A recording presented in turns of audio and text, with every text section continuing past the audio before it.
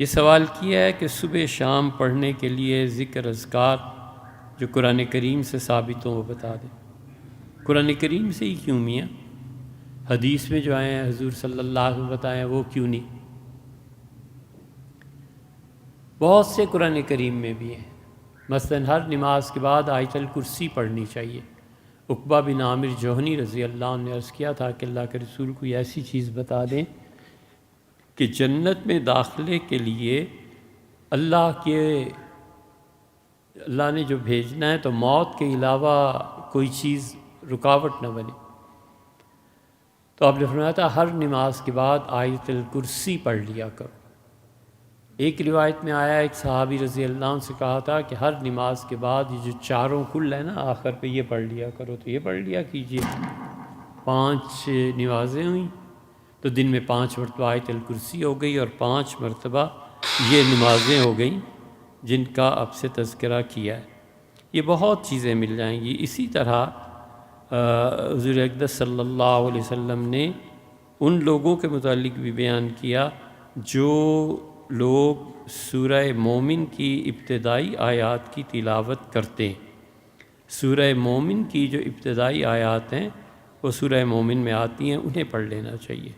اللہ تعالیٰ نے اس میں بڑی بڑی برکات رکھی ہیں، صبح شام پڑھنا چاہیے۔ ہم نے حضرت مولانا ابو الحسن علی ندوی رحمۃ اللہ علیہ اپنے شیخ کی خدمت میں رہے تو دیکھا وہ ہمیشہ صبح شام یہ آیات پڑھا کرتے تھے، اور نہ صرف پڑھتے تھے بلکہ لوگوں کو تلقین بھی کرتے تھے کہ وہ پڑھیں۔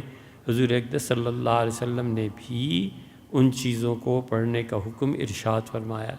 اللہ تعالیٰ نے ان آیات میں بڑی چیزیں بیان کی ہیں، اس کو ہمیشہ یاد رکھنا چاہیے۔ اللہ تعالیٰ نے بتایا کہ الذین یحملون العرش ومن حولہ، اور جو لوگ اللہ تعالیٰ کے عرش کو اٹھائے ہوئے ہیں۔ قیامت کے متعلق آتا ہے نا کہ اللہ کے 8 فرشتے اللہ کے عرش کو اٹھائیں گے۔ اب کتنے فرشتے اللہ کے عرش کو اٹھائے ہوئے ہیں؟ بعض جگہ پہ آتا ہے 8 فرشتے۔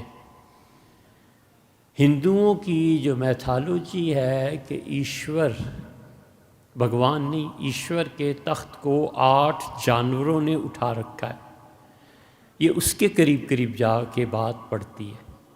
ان ہندوؤں میں آئے ہوں گے کسی زمانے میں اللہ کے رسول علیہ والسلام، سکھایا ہوگا انہوں نے کچھ، وہ بدلتے بدلتے تحریف ہوتے ہوتے یہاں تک پہنچی ہے، لیکن ان کے ہاں بھی یہ تصور ہے۔ اللہ تعالیٰ نے ارشاد فرمایا خود کہ الذین یحملون العرش ومن حولہ، یہاں سے شروع کرنا چاہیے۔ یہ آیات صبح شام پڑھنی چاہیے، بڑی برکت، بڑی جنت کی بشارت، اللہ کا خاص طور پہ حفاظت کرنا آیا۔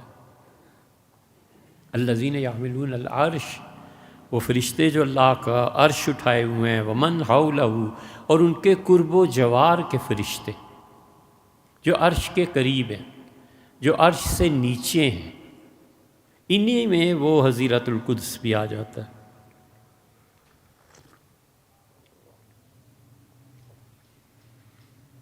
یہاں بہت سے لوگ ایسے ہیں جن کی روحوں کو اس حضیرت القدس میں لے جایا جاتا ہے، اس سے نیچے کوئی مقام نہیں ہوتا، اور وہ اتنا عظیم مقام ہے کہ اللہ اپنے فیصلے وہاں بھیجتا ہے کہ کہو یہ میرا فیصلہ ہے، تم فرشتے کانپ اٹھتے ہیں، ایک دوسرے سے کہتے ہیں، سورہ صاد میں آتا ہے ماذا قال ربکم، تمہارے پروردگار کا کیا حکم آیا ہے؟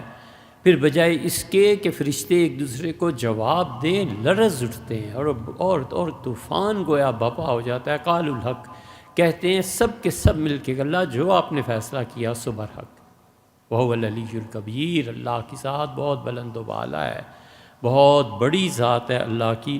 پھر وہ فرشتے اس کو اللہ کی علی اور کبیر ہونے کا ورد کرتے ہیں، جبکہ جبریل امین اور حضیرت القدس میں جو فرشتے ہیں، یہ شاہ ولی اللہ رحمۃ اللہ علیہ نے اس کی ابتدا میں حجت اللہ البالغہ میں اس کی تصریح کی ہے۔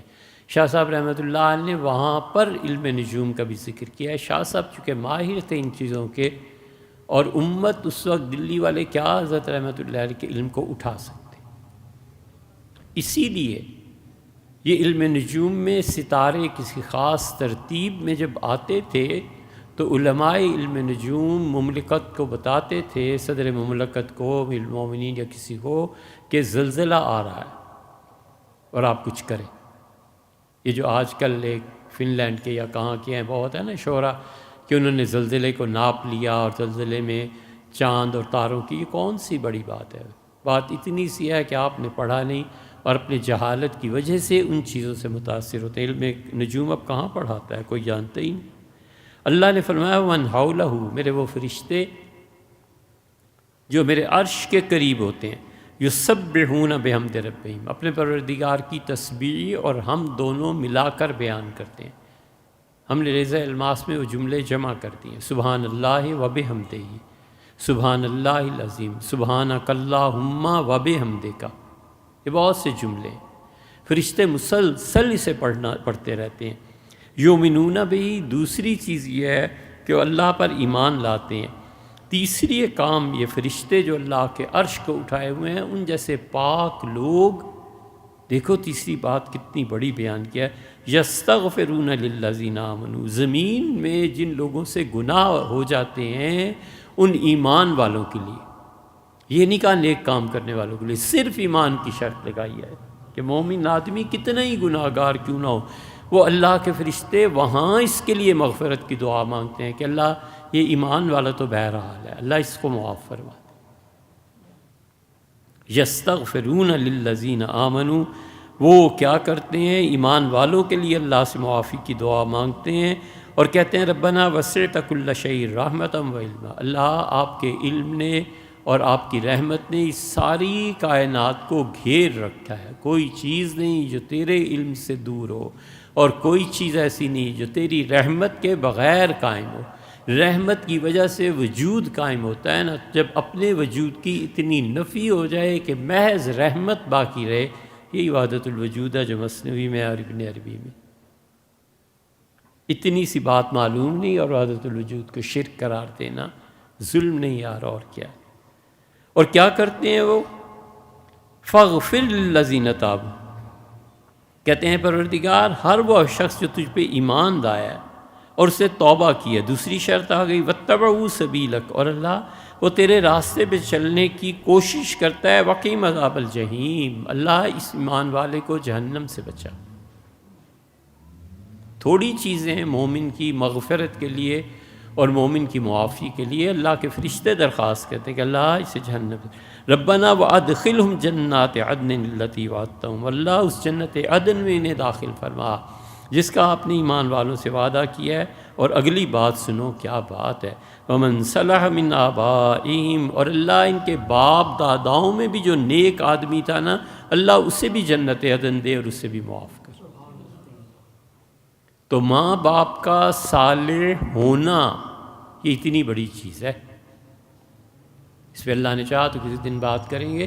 یہ بہت سے لوگ جو کہتے ہیں نا بچوں کی تربیت اور اس کی تربیت اور اس کی تربیت، تم خود صالح بن جاؤ نا، باقی کام اللہ پہ چھوڑ دو۔ ومن صلح من آبائہم، اللہ اس کے ماں باپ، دادا پر دادا، نانا پر نانا، اللہ جو بھی نیک تھا اسے بھی جنت میں بھیج دے اور معافی دے دے۔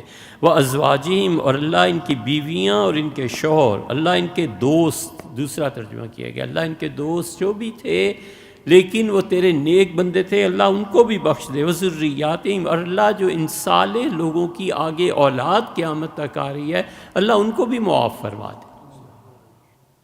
کہاں دادا اور کہاں پوتا اور پڑ پوتا، فرشتے کہتے ہیں اللہ اس کو بڑے کو جد کو معاف کیا ہے نا، چھوٹوں کو بھی معاف فرما دے۔ ومن صلح من آبائہم، اور اللہ جو ان کے ماں باپ دادا کوئی نیک گزرا، اور دوسرے ازواجہم ان کی بیویاں یا ان کے دوست یا ان کے پیچھے چلنے والے، ذریاتہم انک انت العزیز الحکیم، اللہ تو اپنی حکمتیں اپنے کاموں کی جانتا ہے، اے پروردگار تو غالب ہے۔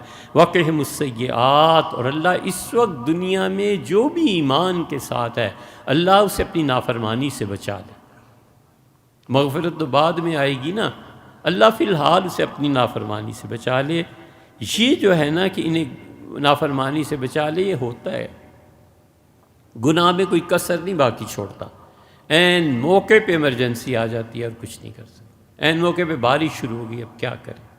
وقہم السیئات، اللہ اسے گناہوں سے بچا لے، من تق السیئات یومئذ فقد رحمتہ، اور جسے تو نے اس جہان کی تاریکی سے بچا لیا، قیامت کی حقیقت میں اللہ آپ نے اس پہ رحم فرمایا، وذالک هو الفوز العظیم، اور اللہ حقیقی کامیابی یہی ہے کہ قیامت کی سختیاں ٹل جائیں۔ یہ آیات پڑھا کیجئے صبح و شام۔ الذین یحملون العرش ومن حولہ یسبحون بحمد ربہم ویؤمنون بہ ویستغفرون للذین آمنوا ربنا وسعت کل شیء رحمۃ وعلما فاغفر للذین تابوا واتبعوا سبیلک وقہم عذاب الجحیم۔ ایک، ربنا وادخلهم جنات عدن التی وعدتهم ومن صلح من آبائهم وازواجهم وذریاتهم انک انت العزیز الحکیم۔ دو، وقہم السیئات ومن تق السیئات یومئذ فقد رحمتہ وذالک هو الفوز العظیم۔ یہ تین آیتیں ہیں، رکھ لو، روز صبح و شام تین تین مرتبہ پڑھا کرو، تم ہی نہیں تمہارے باپ دادا، آگے آنے والی اولاد، اللہ ان آیات کی برکات سے سب کو نصیب کرے گا۔